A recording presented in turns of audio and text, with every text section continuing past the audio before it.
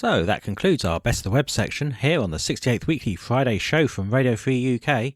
So now we're into our final section, with two items for you, an update on our audiobook and a tale from Batsby to leave you smiling. Our audiobook, The Market for Liberty, this is Chapter 10, Rectification of Injustice. Chapter 10, Rectification of Injustice. Since aggression would be dealt with by forcing the aggressor to repay his victim for the damage caused, whenever the use of force was required, rather than by destroying values belonging to the aggressor, the free market would evolve a reparations payment system vastly superior to and different from the present governmental prisons. If the aggressor had the money to make his entire reparations payment immediately, or could sell enough property to raise the money, he would do so and be free to go his way with no more than a heavy financial loss. Situations of this kind, however, would probably be very rare, because aggression is expensive. Even a small theft or destruction can quickly pile up a fairly large debt when related expenses, secondary payments to others who suffered because of the victim's loss, cost of defense and arbitration, etc., are taken into account. In a totally free society, men tend to be financially successful according to their merit. Few successful men would desire to commit aggression. Few unsuccessful men could afford to make immediate payment for it. Assuming the aggressor could not make immediate payment of his entire debt, the method used to collect it would depend on the amount involved, the nature of the aggression, the aggressor's past record and present attitude, and any other pertinent variables. Several approaches suggest themselves. If the aggression were not of a violent nature and the aggressor had a record of trustworthiness, it might be sufficient to leave him free and arrange a regular schedule of payments, just as would be done for any ordinary debt. If the aggressor could not be trusted to make regular payments, a voluntary arrangement could be made between the insurance company, the aggressor, and his employer, whereby the employer would be compensated for deducting the reparations payment from the aggressor's earnings each pay period.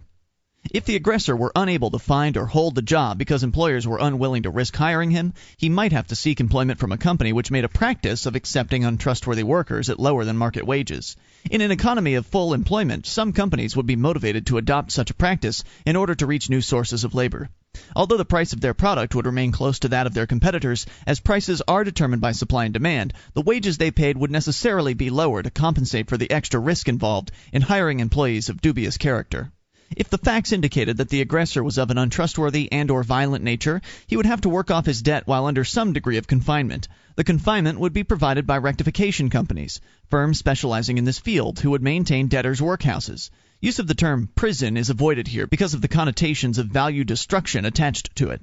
The labor of the men confined would be furnished to any companies seeking assured sources of labor, either by locating the debtors' workhouses adjacent to their plants or by transporting the debtors to work each day. The debtors would work on jobs for wages, just as would ordinary employees, but the largest part of their earnings would be used to make reparations payments, with most of the rest going for their room and board, maintenance of the premises, guards, etc. To ensure against refusal to work, the reparations payment would be deducted from each pay before room and board costs, so that if a man refused to work, he would not eat, or at most would eat only a very minimal diet. There would be varying degrees of confinement to fit various cases. Many debtors' workhouses might provide a very minimum amount of security, such as do a few present-day prison farms where inmates are told, "There are no fences to keep you here. However, if you run away, when you're caught, you will not be allowed to come back here, but will be sent to a regular prison instead." Such workhouses would give the debtor a weekly allowance out of his pay, with opportunities to buy small luxuries, or perhaps to rent a better room. Weekend passes to visit family and friends, and even more extended vacations might be arranged for those who had proved themselves sufficiently trustworthy. Other workhouses would provide facilities of greater security, ranging up to a maximum security for individuals who had proved themselves extremely violent and dangerous. A man whose actions had forced his confinement in such a workhouse would find himself at a disadvantage in several ways. He would find he had less liberty, less luxuries, limited job opportunities, and a longer period of confinement because, with more of his earnings spent on guards and security facilities, it would take him longer to pay off his debt. Since there will be cases of mental imbalance even in the most rational of cultures, it is probable that there will be an occasional individual who will refuse to work and to rehabilitate himself, regardless of the penalties and incentives built into the system. Such an individual would be acting in a self-destructive manner and could properly be classified as insane. Obviously, neither the rectification company, the defense service that brought him to justice, nor the insurance company or other creditor has any obligation to go to the expense of supporting him, as victims are forced through taxation to do today. Nor would they wish to turn him loose to cause further destruction, and if they allowed him to die, they would cut off all hope of recouping the financial loss he had caused. What, then, could they do? One solution that suggests itself is to sell his services as a subject of study by medical and psychiatric doctors who are doing research on the causes and cures of insanity. This should provide enough money to pay for his upkeep, while at the same time advancing psychological knowledge and ultimately offering hope of help for this aggressor and his fellow sufferers. If such an arrangement were made, it would be in the interests of all concerned to see that the aggressor received no ill treatment. In a rational culture, severe mental illness would be much rarer than it is in ours, and the medical psychiatric team would not wish to damage such a valuable specimen. The rectification company in charge of the aggressor would be even more eager to protect him from harm, since no arbitration agency could afford the reputation of sending aggressors to a debtor's workhouse where there was ill treatment of the inmates. This free market system of debtors' workhouses would have numerous practical advantages over the Dark Ages barbarity of the present governmental prison system. These advantages are a necessary consequence of the fact that the system would be run for profit, from the standpoint of both the insurance companies and the rectification companies operating the workhouses. In a laissez-faire economy, it's impossible to make consistent profits over a long-range period unless one acts with maximum rationality, which means with maximum honesty and fairness. A practical example of this principle can be seen in the result of the insurance company's desire to recoup its loss quickly. Because it would be in the insurance company's interest to have the aggressor's reparations installments as large as possible, it would have him confined to no greater degree than his own actions made necessary. Since closer confinement means greater expense, which means less money left for reparations payments. Thus, it would be the aggressor himself who would determine by his character and his past and present behavior the amount of freedom he would lose while repaying his debt, and to a certain degree the length of time it would take him to pay it. Furthermore, at any time during his confinement, should the aggressor debtor show himself to be a good enough risk, the insurance company would find it in their interest to gradually decrease his confinement, an excellent incentive to rational behavior. Because both the insurance companies and the rectification companies would want to run their businesses profitably, it would be in their interest to have debtors be as productive as possible. In an industrialized society, a laborer's productivity depends not on his muscles, but on his mind, his skills. So the debtor would be allowed to work in an area as close to the field of his aptitudes as possible, and encouraged to develop further productive skills by on-the-job training, night school courses, etc. All this would help prepare him for a productive and honest life once his debt was paid. Thus, the application of free market principles to the problem of aggression provides a built-in rehabilitation system. This is in sharp contrast to government-run prisons, which are little more than schools for crime, where young first offenders are caged with hardened criminals and there's no incentive or opportunity for rehabilitation. A system of monetary repayment for acts of aggression would remove a great deal of the profit incentive for aggressors. A thief would know that if he were caught, he would have to part with all of his loot and probably quite a bit of his own money too. He could never just stash the booty, wait out a 5-year prison term, and come out a rich man. The insurance company's desire for speedy repayment would be the aggressor debtor's best guarantee against mistreatment. Earning power depends on productivity, and productivity depends on the use of the mind. But a man who is physically mistreated or mentally abused will be unwilling and even unable to use his mind effectively. A mistreated man is good for little more than brute physical labor, a situation of prohibitively low productivity.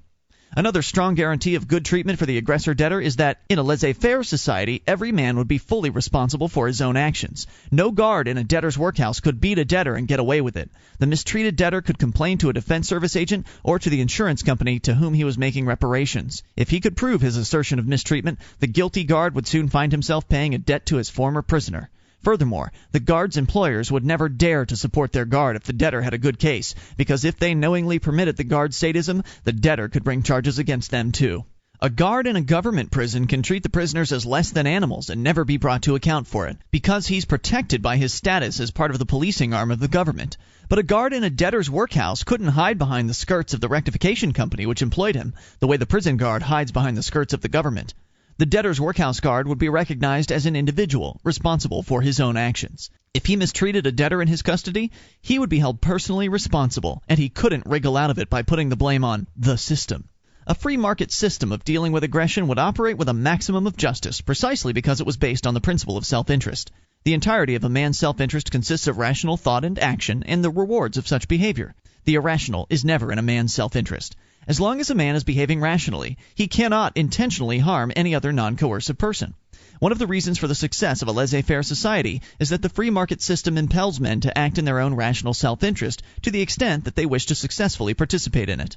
It thus rewards honesty and justice and penalizes dishonesty and the initiation of force. This principle would work just as well if the market were free to deal with the problem of aggression as it does when the market deals with the supply of food or the building of computers. There have been several questions and objections raised concerning the proposal that payment for aggression be made in monetary terms. For instance, it has been objected that a thief could get off the hook simply by voluntarily returning the stolen item. But this is to overlook two important facts: additional expenses and loss of reputation.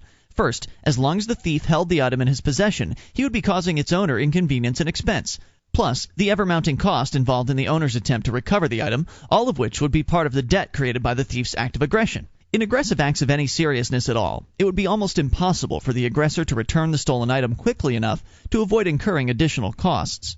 For example, suppose a man stole $20,000 at gunpoint from a bank, but, regretting his action a few minutes later, came back and returned the money. Could he get by without paying any further reparations? No, because his irrational actions interrupted the bank's business and may have caused a financial loss for which he's directly responsible. In order to get the money, he had to threaten force against the teller and possibly other bank employees and customers, so he would owe them reparations for endangering their lives and safety. Also, as soon as he left the bank, the teller undoubtedly tripped an alarm, summoning the bank's defense agency, so the aggressor is responsible for paying the cost of the defense agency's coming to answer the call, plus any other related expenses. But the second factor, loss of reputation, would be even more damaging to the aggressor. Just as specialized companies would keep central files listing poor contractual risks, they would also list aggressors, so that anyone wishing to do business with a man could first check his record. Insurance companies in particular would make use of this service. So our bank robber would find insurance companies listing him as a very poor risk, and other firms reluctant to enter into contracts with him.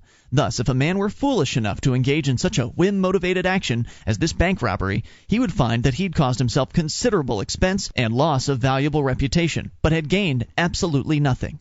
In a similar vein, it has been objected that a very rich man could afford to commit any number of coercive acts, since all he would lose would be a little of his vast fortune. It is a bit difficult to imagine such a mentally ill person being able to continue existing uncured and unchallenged in a predominantly rational culture, but assuming that he did, he would immediately find that money was hardly the only loss his actions cost him. As soon as his career of aggression was recognized for what it was, no honest man would take the chance of having anything to do with him. The only individuals who would not avoid him like the plague would be those who felt they were tougher or craftier than he, and their only purpose in risking an association with him would be to part him from as large a share of his money as possible. Furthermore, he would run an immense risk of being killed by some victim acting in self-defense. Considering his reputation for aggression, a man would probably be justified in shooting him for any threatening gesture. So in spite of his ability to pay, his life would be miserable and precarious, and his fortune would probably dwindle rapidly. Again, it has been said that if a man confined himself to theft so petty that the recoverable amount would be smaller than the cost of recovering it, thus making prosecution of the case economically unfeasible, he could get away with a career of aggression, of sorts. But such a bubblegum thief would lose much more than he could possibly gain, because he would lose his good reputation, as his acts of aggression were discovered and recorded. In each of these incidents, it's obvious that the aggressor's loss of reputation would be at least as damaging as his financial loss, and that his lost reputation could not be regained unless he made reparations for his aggressive act and showed a determination to behave more reasonably in the future. He might shrug off the financial loss, but the loss of a good reputation would force him to leave a substandard life, cut off from insurance protection, credit, reputable business dealings, and the friendship of all honest persons. All the foregoing objections to a monetary payment assume that it would not be sufficiently costly to deter aggression, or in other words, that it is severity of punishment which deters aggression. The untruth of this assumption should be evident from an examination of such historical eras as Elizabethan England, in which punishments of extreme severity prevailed, including physical mutilation and hanging for petty theft. Yet in spite of the great loss of value imposed on criminals, crime rates were very high. The reason for this is that it is not severity, but justice which deters aggression. To punish the aggressor with more severity than his actions warrant, that is, to impose on him a greater loss of value than that which is necessary for him to make reasonable reparations to the victim, is to commit an injustice against him. Injustice cannot be a deterrent to injustice. The aggressor who is treated with such excessive severity feels, quite rightly, that he has been victimized. Seeing little or no justice in his punishment, he feels a vast resentment, and often forms a resolve to get even with society as soon as possible. Thus, in dealing with aggression, excessive severity as much as excessive laxity can provoke further aggressive acts. The only valid answer to injustice is justice. Justice cannot be served by excessive severity or by taking revenge against the aggressor or by pacifism, but only by requiring the aggressor to pay the debt which he has created by his coercive action. Dealing with a man justly helps him to improve himself and his life by inducing him to act in his own self-interest. In the case of an aggressor, justice induces him to want to, and be able to, live a productive, honest, non-coercive life, both while he's paying the debt he owes to his victim and afterwards. Justice helps a man get on the right track by sending him the right signals. It penalizes him for his misdeeds, but only as much as he actually deserves. It also rewards him when he does the right thing. Injustice sends out incorrect signals which lead men astray. The injustice of letting an aggressor get away without paying for his aggressions teaches him to believe that crime pays, which induces him to commit more and bigger crimes. The injustice of punishing an aggressor by making him pay more than he really owes the victim teaches the aggressor that he can't expect justice from others, so there's little point in trying to treat them justly. He concludes that this is a dog-eat-dog world, and that his best course is to do unto others before they do it unto him. Only justice sends the aggressor the right signals, so only justice can be a satisfactory deterrent to aggression. It may be objected that some men will attempt to take advantage of a free market system of dealing with aggression. This is true, as it is true of any other social system. But the big advantage of any action of the free market is that errors and injustices are self-correcting. Because competition creates a need for excellence on the part of each business, a free market institution must correct its errors in order to survive. Government, on the other hand, survives not by excellence, but by coercion. So an error or flaw in a governmental institution can, and usually will, perpetuate itself almost indefinitely, with its errors usually being corrected by further errors. Private enterprise must, therefore, always be superior to government in any field, including that of dealing with aggressors.